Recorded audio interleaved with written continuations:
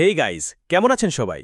আজকে আমরা নিয়ে এসেছি এক্সাইটিং তুলনা Yamaha MT-15 versus KTM Duke 160। কোনটা হবে আপনার জন্য বেস্ট? চলুন দেখে নিই। প্রথমে আসি লুকস নিয়ে। MT-15 একদম মাস্কিউলার স্ট্রিট ফাইটার লুক, আগ্রাসী LED headlight.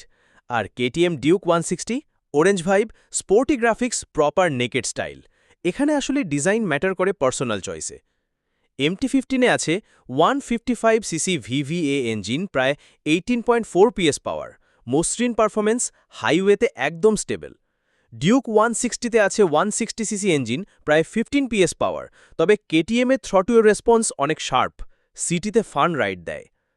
MT-15-এর delta box frame, light weight body, ফলে হ্যান্ডলিং একদম টপ ক্লাস। আর ডিউক 160-র WP সাসপেনশন আর আরামদায়ক রাইডিং পজিশন শহরে রাইড করার জন্য পারফেক্ট। মাইলেজের দিক দিয়ে MT-15 দেয় প্রায় 40 থেকে 45 kmpl, আর ডিউক 160 দেয় প্রায় 35 থেকে 40 kmpl। দামও প্রায় কাছাকাছি, MT-15 একটু প্রিমিয়াম আর ডিউক একটু বাজেট ফ্রেন্ডলি।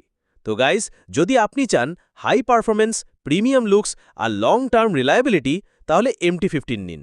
আর যদি চান sporty vibe, sharp throttle response আর বাজেট ফ্রেন্ডলি প্যাকেজ, তাহলে ডিউক 160 আপনার জন্য পারফেক্ট। ভিডিওটা ভালো লাগলে একটা লাইক দিন, চ্যানেল সাবস্ক্রাইব করুন আর কমেন্টে জানান কোন বাইকটা আপনার ফেভারিট, MT-15 না ডিউক 160।